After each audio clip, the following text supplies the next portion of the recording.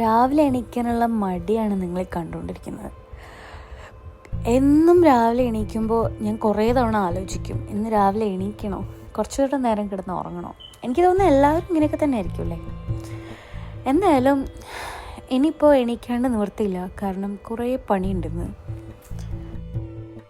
എണീറ്റ് കഴിഞ്ഞാൽ പിന്നെ ആദ്യത്തെ പരിപാടി എന്താണെന്ന് വെച്ച് കഴിഞ്ഞാൽ സ്ക്രോൾ ചെയ്ത് ഉള്ള മെസ്സേജുകളും സോഷ്യൽ മീഡിയ ആപ്ലിക്കേഷനും ഫുൾ അരിച്ചു വെറുക്കുക എന്നുള്ളതാണ്. എൻ്റെ എല്ലാ വീക്കെൻഡ്സും തുടങ്ങുന്നത് ഇങ്ങനെയാണ്. മടി പിടിച്ചെണീക്കുക, പിന്നെ കുറേ നേരം എന്തൊക്കെയോ പഴയ കാര്യങ്ങൾ ആലോചിച്ചുകൊണ്ടിരിക്കുക, ആർക്കോ വേണ്ടി ഫ്രഷ് ആവാൻ പോവുക, ആർക്കോ വേണ്ടി ഫുഡ് ഉണ്ടാക്കുക, എന്തെങ്കിലുമൊക്കെ കഴിക്കുക. അങ്ങനെ ആകെ മൊത്തം ഒരു നൊസ്റ്റാൾജിക് അനുഭൂതിയാണ് ആ സമയത്ത്. എല്ലാ വീക്കെൻഡ്സും ഇങ്ങനെയൊക്കെ തന്നെയാണ്. എന്നാലും എവിടെയെങ്കിലും പോകാനുണ്ടെങ്കിൽ ഞാൻ ഭയങ്കര ആക്റ്റീവാണ്. എനിക്ക് തോന്നുന്നത് ഞാൻ നാട്ടിൽ നിന്ന് വന്നിട്ട് അധികം ആയിട്ടില്ല. ചിലപ്പോൾ എനിക്ക് നാടിൻ്റെ ഓർമ്മകളായിരിക്കും ഇങ്ങനെ അലട്ടിക്കൊണ്ടിരിക്കുന്നത്. എന്നാൽ ഇനി നാട്ടിലെ കുറച്ച് വർത്തമാനം കേൾക്കാം. അപ്പോൾ എങ്ങനെയാ, ഫ്ലാഷ് ബാക്കിലേക്ക് പോവല്ലേ. ആലപ്പുഴ എന്ന് പറയുന്ന അതിമനോഹരമായ ഗ്രാമം എൻ്റെ ഇന്ത്യയിലെ ആദ്യത്തെ വെക്കേഷൻ എന്ന് പറയുമ്പോൾ ഞാൻ ആദ്യമായിട്ട് ഇന്ത്യയിൽ പോകുന്നതാണെന്ന് തോന്നും. ഞാൻ ഇന്ത്യയിൽ നിന്ന് കാനഡ വന്നിട്ട് 3 വർഷം കഴിഞ്ഞിട്ടാണ് തിരിച്ച് നാട്ടിൽ ആദ്യമായിട്ട് വിസിറ്റ് ചെയ്യാൻ പോകുന്നത്. അപ്പോൾ എന്നെ സംബന്ധിച്ച് അതൊരു വെക്കേഷനാണ്. അപ്പോൾ ഞാൻ തുടങ്ങിയത് ആലപ്പുഴയിൽ നിന്നാണ്. നല്ല മനോഹരമായ ആലപ്പുഴ.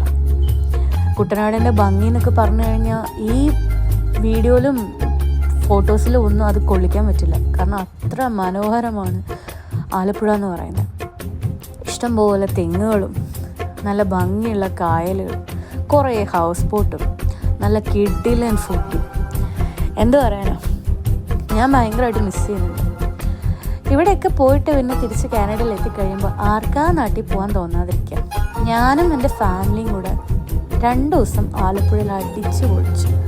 നല്ല രസമായിരുന്നു കേട്ടോ. കുറേ നേരമുള്ള ഹൗസ് ബോട്ടിലെ യാത്രയും ഒരു ദിവസം ഹൗസ് ബോട്ടിൽ സ്റ്റേ.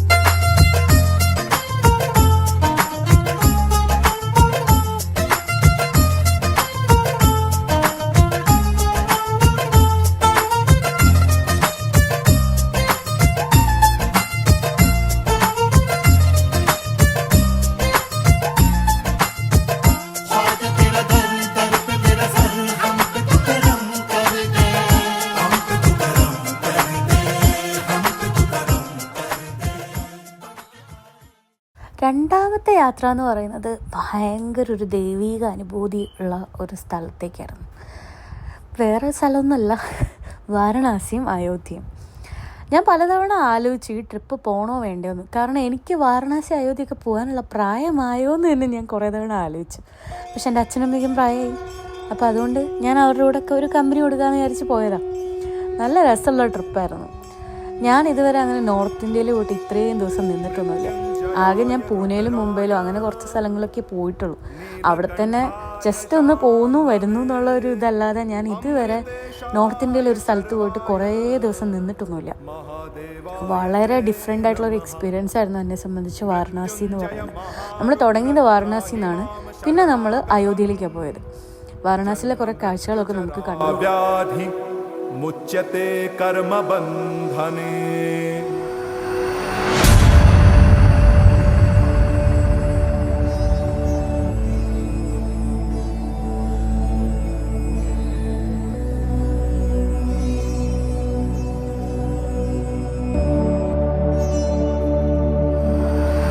करम जिसे पुकारे वो पहुँचे गंगा किनारे, न कर मैली तो गंगा तन धोए मन तो गंदा, पलट के फिर नानी बोली बात और बहता पानी, न कर मैली तो गंगा तन धोए मन तो गंदा।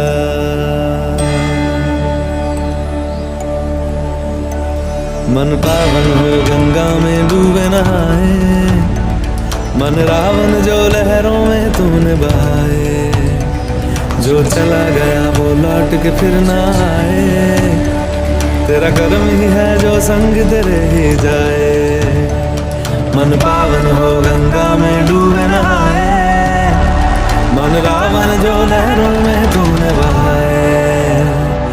हर हर गंगे हर हर गंगे हर हर गंगे गंगे हर हर गंगे हर हर गंगे गंगे हर हर गंगे हर हर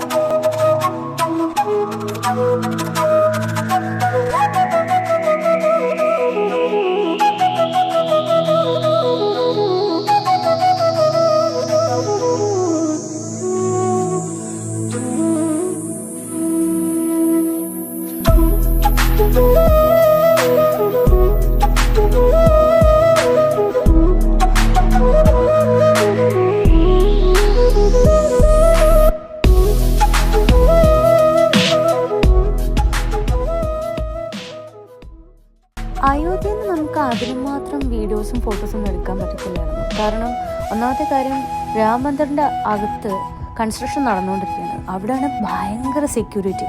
നമുക്ക് ഫോണൊന്നും അകത്തേക്ക് കൊണ്ടുപോകാൻ പറ്റില്ല. നമ്മൾ ലൈൻ നിന്ന് ഒരു കൗണ്ടറിൽ എത്തിയിട്ട് നമ്മുടെ ഫോണും നമ്മുടെ എന്തെങ്കിലുമൊക്കെ വിലപിടിപ്പുള്ള സാധനങ്ങളുണ്ടെങ്കിൽ അതെല്ലാം സബ്മിറ്റ് ചെയ്തിട്ടാണ് നമ്മൾ അകത്തേക്ക് കയറി പോകുന്നത്. പിന്നെ ഈ രാം മന്ദിറിൻ്റെ പുറത്ത് നമുക്ക് കാണാൻ വേറെ ഒരുപാട് മന്ദിർ ഉണ്ട്. അപ്പോൾ അവിടെയൊക്കെ പോകുമ്പോൾ മാത്രമാണ് നമുക്ക് വീഡിയോസ് ഫോട്ടോസൊക്കെ എടുക്കാൻ പറ്റുന്നത്. അല്ലാത്ത പക്ഷം നമുക്ക് അധികം ഫോട്ടോസോ വീഡിയോസോ ഒന്നും രാം മന്ദിറിൻ്റെ അകത്തൊന്നും എടുക്കാൻ പറ്റത്തില്ല. നല്ല ഭംഗിയാണ് രാം മന്ദിറിൻ്റെ അകം കേട്ടോ. നിങ്ങൾ കാണാത്തവരുണ്ടെങ്കിൽ അയോധ്യയിൽ പോകുമ്പോൾ മസ്റ്റായിട്ട് രാം മന്ദിറിൻ്റെ അകത്ത് കയറാനും സമയം കണ്ടെത്തണം. അങ്ങനെ കറങ്ങി തിരിഞ്ഞ് ബാംഗ്ലൂർ എയർപോർട്ട് എത്തി. ഇനി അവിടെ നിന്ന് നേരെ നാട്ടിലെത്തി. നാട്ടിൽ നിന്ന് തിരിച്ചു വരുന്നതിന് മുന്നേ ഞാൻ എൻ്റെ പഴയ ബെസ്റ്റ് ഫ്രണ്ടിനെ കാണാൻ പോയിട്ട് അടിപൊളി ദിവസമായിരുന്നു അത്. നമ്മൾ ചില ഫ്രണ്ട്സിനെ ഭയങ്കരമായിട്ട് മിസ് ചെയ്യും. ആൻഡ് അപ്രതീക്ഷിതമായിട്ട് നമ്മൾ അവരെ കാണുകയും ചെയ്യും. അപ്പോൾ പറഞ്ഞറിയാൻ പറ്റാത്തൊരു സന്തോഷമാണ്. എന്തായാലും ഒരുപാട് മെമ്മറീസായിട്ട് ഞാൻ തിരിച്ച് നാട്ടിൽ നിന്ന് കാനഡയിൽ എത്തിക്കഴിഞ്ഞിട്ട് എനിക്ക് നാട്ടിലെ ആ നൊസ്റ്റാൾജി എന്നെ വിട്ട് പോകുന്നേ ഉണ്ടായിരുന്നില്ല.